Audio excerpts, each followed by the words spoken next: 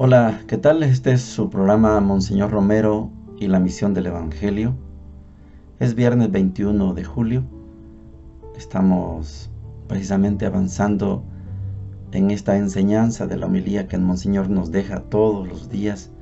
Esos pedacitos de 3, 4, 5 minutos que escuchamos son suficientes para tener una imagen alternativa a lo que estamos viviendo. Cómo un hombre, Monseñor Romero, es capaz de hacer semejantes y grandes llamados a la conversión con toda la autoridad que le confiere su arzobispado. Pero no es un llamado que se lo inventa, Monseñor, lo sustenta, lo justifica, lo cita. Y hoy vamos a ver precisamente en la frase de hoy, en la frase de Monseñor Romero, vamos a ver cómo Monseñor adapta ese llamado de conversión a la historia de Israel. En el segmento de hoy terminamos el primero de los pensamientos y llegamos al segundo. El segundo pensamiento de esta homilía, que se titula El escarmiento de Israel. No todos agradaron a Dios, por eso sus cuerpos quedaron tendidos en el desierto. En base a ese segundo pensamiento, yo les propongo este pensamiento de Monseñor Romero. Dice así: para que se vea que los llamamientos de la Iglesia hoy hacia la penitencia no son exageraciones, sino que corresponden a lo que está siendo el objeto de nuestras predicaciones de Cuaresma, el plan de Dios. El plan de Dios lo conocemos en la realización de la historia de Israel. Él escogió ese pueblo entre todas las naciones para hacer un modelo de historia que desde Cristo, desde su cruz, iba a ser la historia de salvación en la historia de todos los pueblos. La historia de Israel se hace también a través de la Iglesia, historia de nuestro pueblo salvadoreño. La historia del Salvador es también vínculo del proyecto de Dios en la medida en que los salvadoreños hagamos nuestro ese proyecto de la historia de la salvación. Me encanta cómo Monseñor vincula la historia de nuestro país con esa historia de la salvación. Israel fue escogido como un pueblo modelo para que copiáramos los demás pueblos, no para que hiciera propiedad privada a Dios. No fue esa la intención. Dios no es propiedad privada de Israel, no fue. Dios escoge a un pueblo, ya lo vamos a ver en la segunda parte, para que el mundo conozca que hay un solo Dios. Los griegos, los romanos y otras gentes actualmente siguen teniendo muchos dioses, siguen creyendo en infinidad de dioses. Israel no cumplió su objetivo. Israel sigue creyendo que Dios es propiedad privada de Israel, cuando ya somos 2.400 millones de cristianos y cristianas en todo el mundo. Dios no es solo de un pueblo, Dios es de todos los pueblos. Oigamos a Monseñor. Oíamos esta semana relaciones preciosas de estos caminos misteriosos de la radio Noticias del Continente. Nos decían que nuestra homilía se repitió lunes, martes y miércoles a petición de varios oyentes.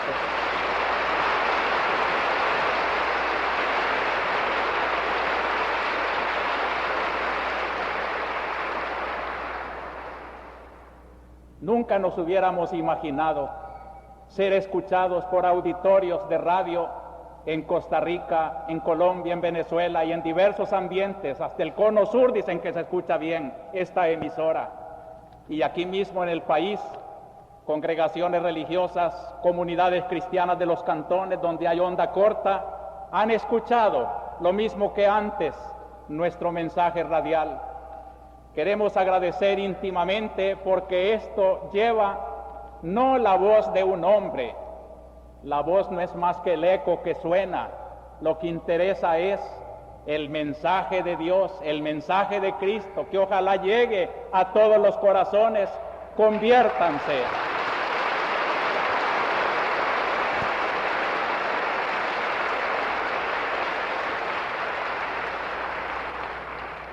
Nuestro llamamiento pastoral, sobre todo para esta arquidiócesis, con los queridos sacerdotes, abnegados colaboradores de nuestra pastoral, religiosos, religiosas, comunidades cristianas, es que aprovechemos la voz de la Cuaresma para acercar a todos los hombres a esa conversión, a ese seguimiento de Cristo que va caminando hacia la Jerusalén espiritual, hacia el verdadero sentido del cielo, la verdadera resurrección de que nos hablaba el señor secretario de Acción Ecuménica hace un momento.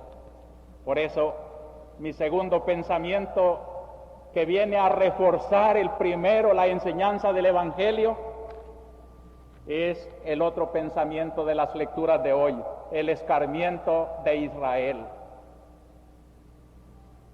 La historia de la salvación, la historia de Israel, es un elemento muy importante de la Cuaresma, para que se vea que los llamamientos de la Iglesia hoy hacia la penitencia no son exageraciones, sino que corresponden a lo que está siendo el objeto de nuestras predicaciones de Cuaresma, el plan de Dios.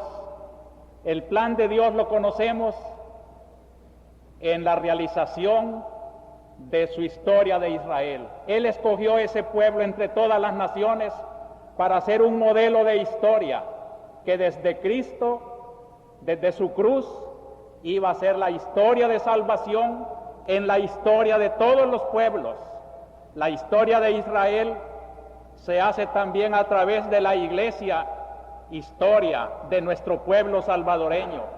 La historia de El Salvador es también vehículo del proyecto de Dios, en la medida en que los salvadoreños hagamos nuestro ese proyecto de la historia de salvación. Por eso, donde quiera que se predique el Evangelio, cualesquiera que sea el marco político o social donde se predique, siempre queda en pie el proyecto de Dios, que allá en Suecia tendrá marco muy distinto, aquí en El Salvador realidades muy distintas, pero siempre el mismo proyecto, la misma necesidad de convertirse. Llegamos a la sección de la palabra de Dios. Antes de leer, quiero compartirles que estoy emocionado, agradecido con Dios que Dagoberto ya está en su casa, gracias a Dios. Comienza un tiempo de recuperación, lo sabemos, que se recuerde cuando era un niño nuestro compañero Dago, primero con pecho, después con pacha, después con cucharita, Gerber, juguitos, y después el bizcocho, el churrasco, la carne asada, el puyazo. Pero ahorita, despacio, primero Dios, que vamos a tener pronto en las redes, en los canales y en la escritura a Dagoberto con nosotros. Hoy vamos a evaluar cómo va ese proceso liberador, ese proceso de liberación que comenzó con aquella aparición de Dios a Moisés en esa zarza. Mira hasta dónde va ese proceso liberador. Éxodo 11, del 10 al 14, dice lo siguiente: En aquellos días, Moisés y Aarón hicieron muchos prodigios en presencia de Faraón, pero el Señor hizo que el Faraón se empeñara en no dejar marchar a los israelitas de su territorio. Dijo el Señor a Moisés y a Aarón en tierra de Egipto: Este mes será para ustedes el principal de los meses. Será para ustedes el primer mes del año. Digan a toda la asamblea de Israel: el 10 de este mes, cada uno procurará un animal para su familia, uno por casa. Si la familia es demasiado pequeña para comérselo, que se junte con el vecino de casa hasta completar el número de personas, y cada uno comerá su parte hasta terminarlo. Será un animal sin defecto, macho, de 1 año, cordero o cabrito. Lo guardarán hasta el día 14 del mes, y toda la asamblea de Israel lo matará al atardecer. Tomarán la sangre y rociarán las 2 jambas y el dintel de la casa donde lo hayan comido. Esta noche comerán la carne asada a fuego, comerán panes sin fermentar y verduras amargas. No comerán de ella nada crudo ni cocido en agua, sino asado a fuego, con cabeza, patas y entrañas. No dejarán restos para la mañana siguiente, y si sobra algo, lo quemarán, y lo comerán así: la cintura ceñida, las sandalias en los pies, un bastón en la mano, y se lo comerán a toda prisa, porque es la Pascua, el paso del Señor. Esta noche pasaré por todo el país de Egipto, dando muerte a todos sus primogénitos de hombres y animales, y haré justicia de todos los dioses de Egipto. Yo soy el Señor. La sangre será su señal en las casas donde estén. Cuando vea la sangre, pasaré de largo. No les tocará la plaga exterminadora cuando yo pase hiriendo a Egipto. Este día será para ustedes memorable. En él celebrarán la fiesta del Señor, ley perpetua para todas las generaciones. Palabra de Dios. Te alabamos, Señor.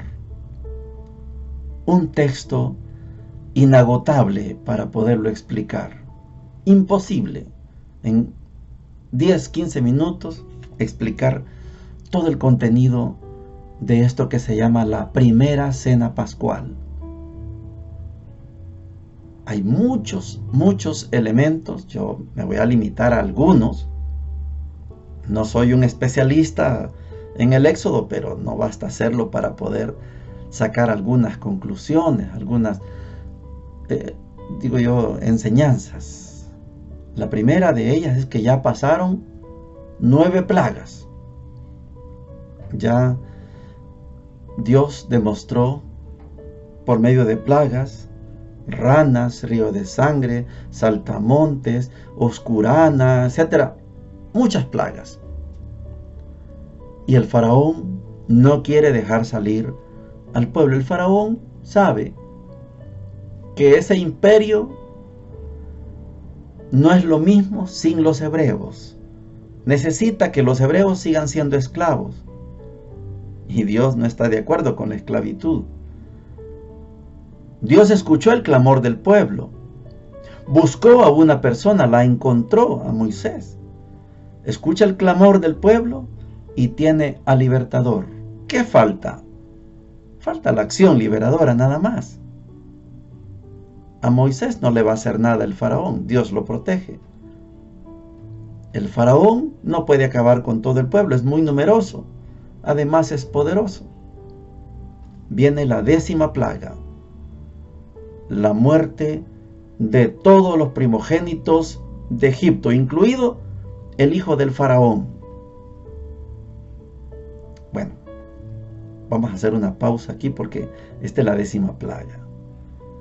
La preparación de la 10ª plaga tiene que ver con una cena, la primera cena pascual, la primera Pascua. Yo estoy seguro que usted, que es católico y católica, puede comprender ahora por qué tanto rito en nuestra iglesia. Mire, es que en la iglesia católica todo lo que ahí se hace tiene referencia con estas lecturas. Nosotros cada vez que vamos a una misa, cuando recibimos la hostia santa, la comunión, estamos haciendo referencia a esta cena pascual en donde se comieron un cordero o un cabrito entero, con cabeza, con patas, con tripas, todo entero. Y nosotros y nosotras en la misa católica nos comemos a Jesús entero, entero, cuerpo de Cristo. Nos comemos a Jesús. Esto tiene referencia con esa primera cena pascual. Los que no son católicos y hacen aquello que le llaman Santa Cena, lo hacen tal vez una vez, 2 veces, 3 veces al año. Nosotros lo podemos hacer todos los días. Es lo mismo. Es referencia a esta primera cena pascual. La liberación viene. La 10ª plaga viene. Pero se hace en el contexto de una cena. Vamos al otro elemento. Les digo que esto es inagotable. El otro elemento. La sangre de ese cordero la van a usar para rociar las jambas y el dintel, las 2 parales de la puerta y el dintel, lo que atraviesa la puerta. Van a untar con sangre eso. Voy a hacer un juicio crítico porque esto es teología de la liberación. Voy a hacer un juicio crítico. ¿Usted cree que Dios necesita pasar por ahí y ver que las jambas están manchadas de sangre? Ah, pues aquí no entra. ¿Usted cree que Dios necesita eso? Lo más probable, como es un proceso de liberación, usted puede creer que Dios vio las jambas llenas de sangre y siguió con su ángel a la siguiente casa donde no había sangre, y ese es un egipcio y a ese lo va a matar el primogénito. Usted puede creer en eso. En la teología de la liberación, tenemos otro método de interpretación. Dios libera con la intervención humana. Es posible, no tiene que creer usted, es posible que Dios se haya valido de milicias hebreas, milicias, hombres armados, hebreos, ya organizados. Ellos sí, la milicia, los ejércitos de revolución, de liberación, ellos sí necesitaban saber dónde había un hebreo y dónde no.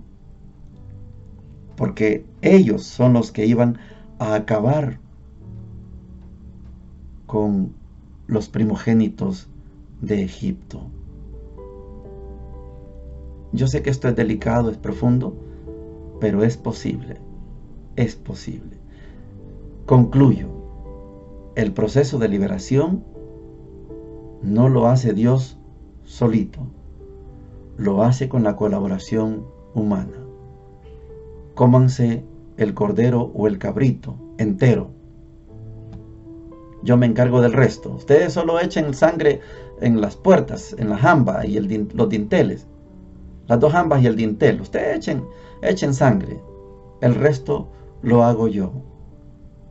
Y Dios, en el caso de la teología de la liberación, guiando a esas milicias, acabó con todos los primogénitos. Hasta el del faraón. ¿Dios lo podía hacer solito? Sí. Dios podía hacerlo solito. Pero de repente necesitó la intervención humana. El evangelio de hoy está tomado de San Mateo ya en el capítulo 12. Piense usted en que Jesús, que ha iniciado un verdadero proceso de liberación, también va a tener choques. Moisés con el faraón, Jesús con dos grandes instituciones, el sábado y el templo. Los grandes guardianes del sábado y los grandes guardianes del templo son enemigos de Jesús. Mateo 12, del 1 al 8 dice lo siguiente: un sábado de aquellos, Jesús atravesaba un sembrado. Los discípulos, que tenían hambre, empezaron a arrancar espigas y a comérselas. Los fariseos, al verlo, le dijeron: mira, tus discípulos están haciendo una cosa que no está permitida en sábado. Les replicó: ¿no han leído lo que hizo David cuando él y sus hombres sintieron hambre? Entró en la casa de Dios y comieron de los panes presentados, cosa que no les estaba permitida ni a él ni a sus compañeros, sino solo a los sacerdotes. ¿Y no han leído en la ley que los sacerdotes pueden violar el sábado en el templo sin incurrir en culpa? Pues les digo que aquí hay uno que es más que el templo. Si comprendieran lo que significa quiero misericordia y no sacrificio, no condenarían a los que no tienen culpa, porque el Hijo del Hombre es Señor del sábado. Palabra del Señor, gloria y honor a ti, Señor Jesús. El proceso liberador de Jesús empezó a chocar. Dos grandes instituciones, el sábado y el templo. El sábado es sagrado, el templo es sagrado. El sábado es el día del descanso, nadie trabaja. Y los apóstoles van por el camino, tienen hambre, arrancan espigas, comen las espigas y ahí mismo le hacen el reclamo. El sábado es día de descanso y picarescamente Jesús, en los 3 y los 4 evangelios, vemos a Jesús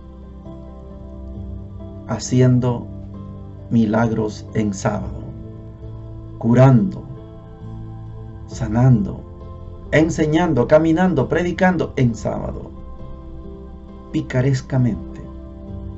Hoy no es la excepción. Ante la queja de los fariseos,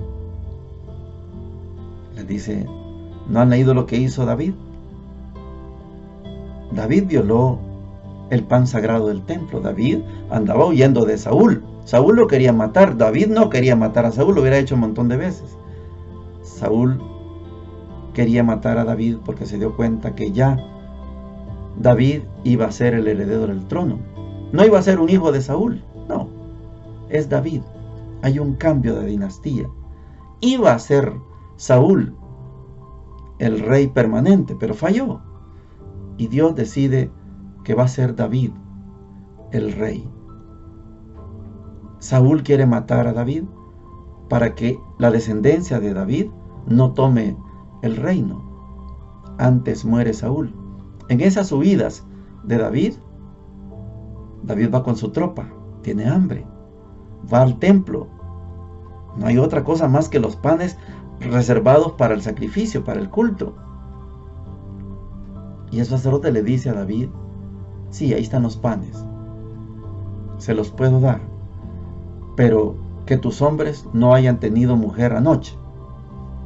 Toda la tropa, dice David, no ha tenido mujer la noche anterior. Entonces, aquí están los panes presentados para el templo, se los dio a la tropa de David. David era un necesitado, iba huyendo de Saúl con su tropa y comen los panes que están reservados. ¿No han entendido eso? Ah, y ustedes, ustedes los fariseos y los sacerdotes, y ustedes el sábado presentan sacrificio. Y eso, presentar sacrificio, es trabajo. Matan al toro, matan al cabrito, al cordero, y rocían la sangre, y es un trabajo. Aquí solamente han cortado unas cuantas espigas. Jesús chocó, empezó a chocar ya con las dos instituciones. Institución sábado institución templo. Allá, Moisés y Aarón están a punto de iniciar la última travesía de la liberación. Tiene que llegar la 10ª plaga. Aquí Jesús empezó la confrontación y nos hará libres. Jesús. Bendiciones para todos y para todas.